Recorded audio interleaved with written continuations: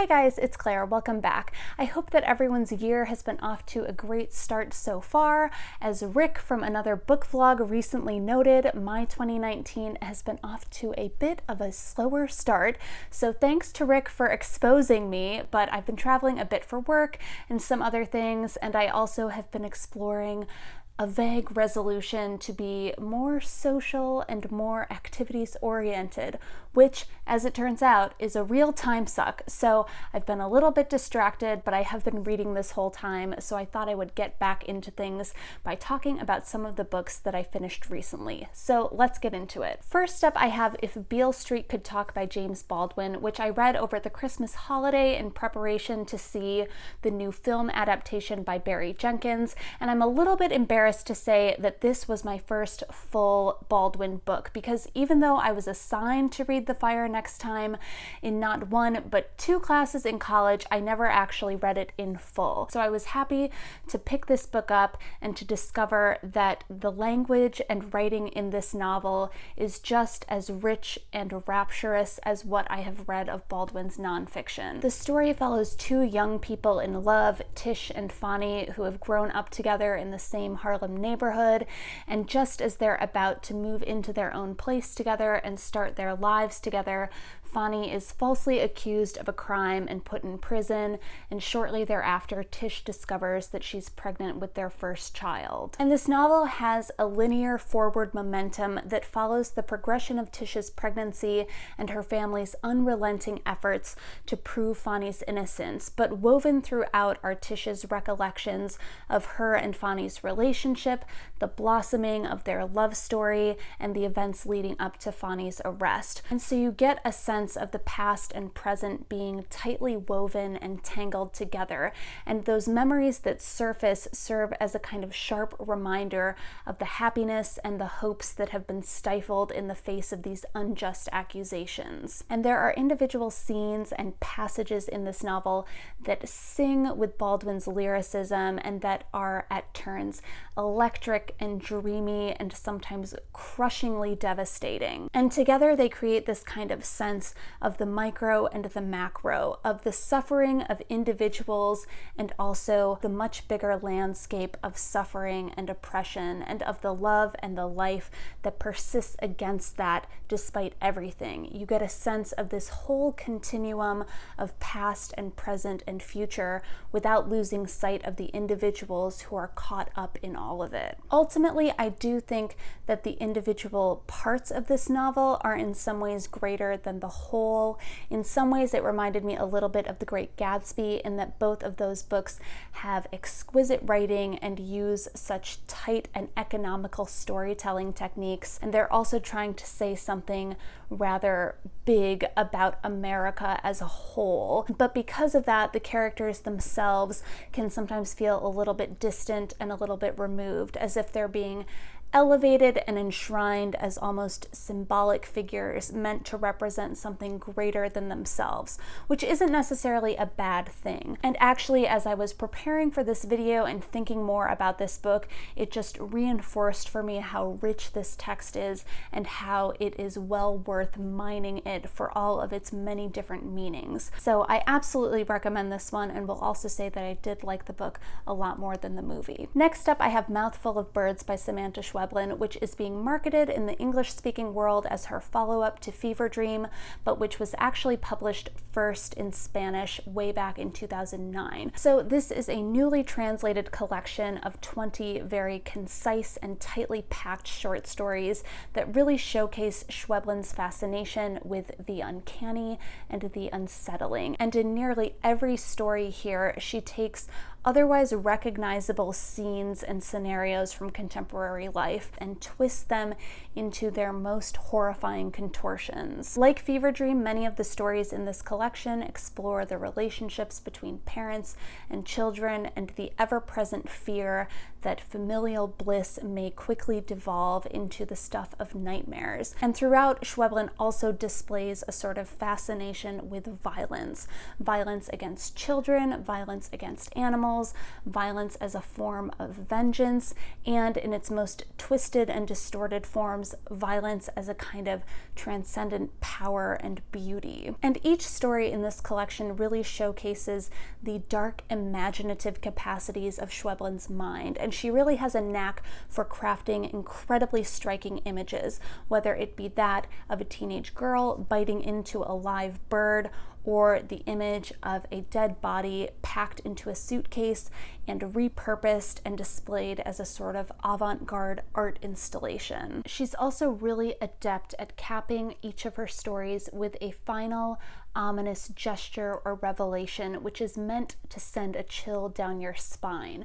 But my biggest issue with this collection is that too often that chill that you're supposed to feel is momentary and hardly bone deep. Because on the whole, the entries in this collection are creepy and unsettling, but they often lack the depth and the development that would make them truly frightening.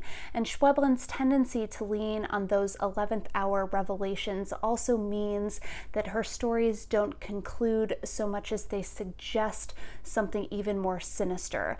And the success of that kind of approach relies entirely on the reader's willingness to engage that suggestion, to indulge it and build upon it in his or her own mind. And when you read a lot of these stories in close succession, you catch on to Schweblin's narrative tendencies and strategies, and they quickly become quite repetitive and predictable. So when reading this book, I really got a sense of a younger Schweblin sketching out ideas and images that may be striking but never quite coalesce into something as substantial or as haunting as Fever Dream. So on the whole, this was a mostly disappointing read for me, and there were really only 2 or 3 true standouts in this collection. This month I also read Ghost Wall by Sarah Moss, which just came out in the US, and I picked this one up on NetGalley after reading Rachel's rave review over on her blog Pace Amore Libri. And this is a very short and compact novel that follows an English teenager named Sylvie,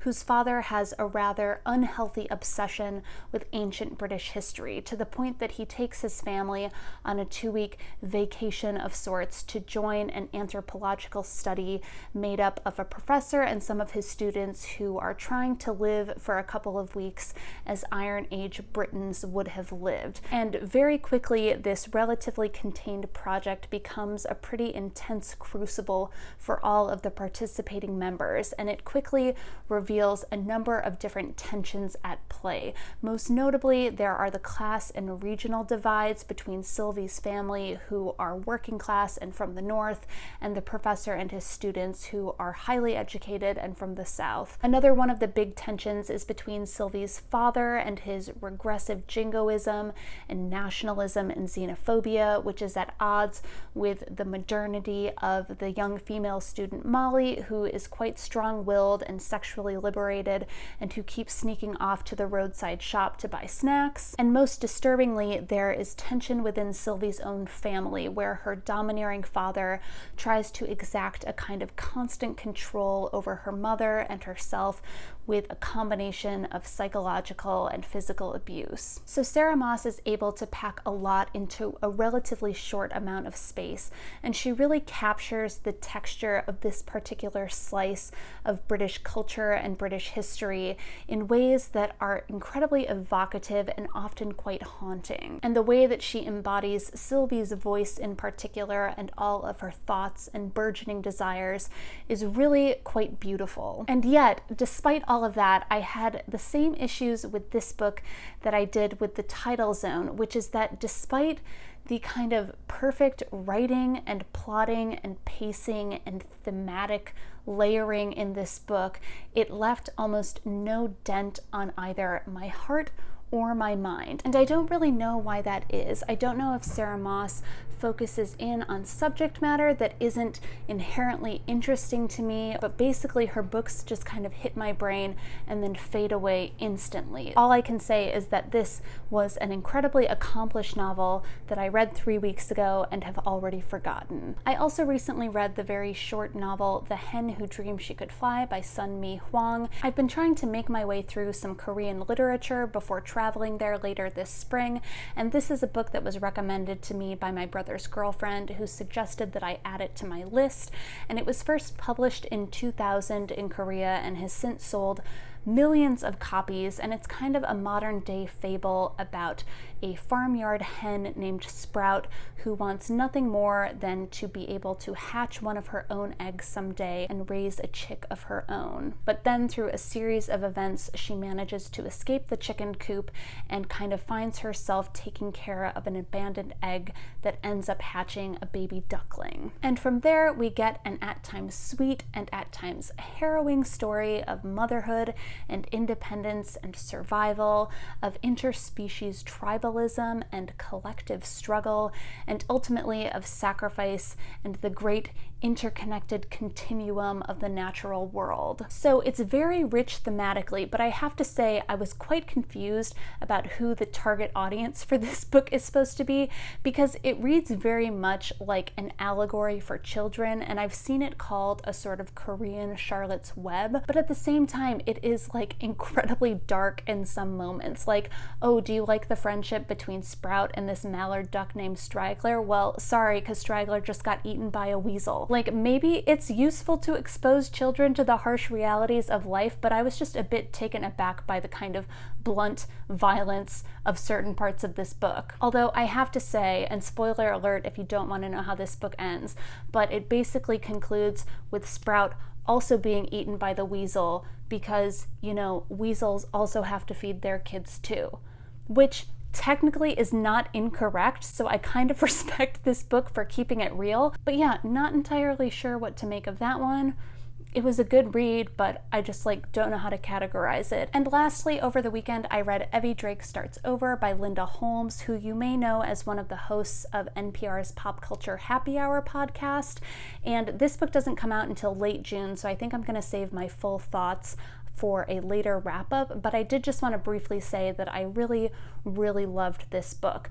If you are at all familiar with Linda's work, you may know that she is a fan of and advocate for rom-coms and romance novels, and in this book she has really delivered an incredibly satisfying and smart small-town contemporary romance, although it is coming out in hardcover, so I think it's being marketed more as kind of general fiction. But it follows a recently widowed woman named Evie Drake who is living in a small town in Maine and trying to figure out what the next steps are for her. And she ends up renting out the back apartment of her house to a disgraced Yankees pitcher who's just trying to get out of New York for a while, and you can imagine what follows from that. This book is basically everything that I was hoping it was going to be, which is to say a book that has all of the satisfaction and the kind of fantasy and escapism of a great romance novel, while also always acknowledging all of life's rough surfaces and ragged edges. And it's a love story, but it's also a book about two people discovering that you can always change course and reshape the contours of your life, which sounds kind of trite, but Linda Holmes does it in a really smart and grounded way. And this was just a wonderful read, great to curl up with a cup of tea over the weekend. So definitely keep your eye out for this one, and I'll talk about it a little bit more later on this year. Those are all the books I've been reading recently. Let me know what you've been reading and how your year is going so far. As always, thanks so much for watching, and I'll see you next time. Bye.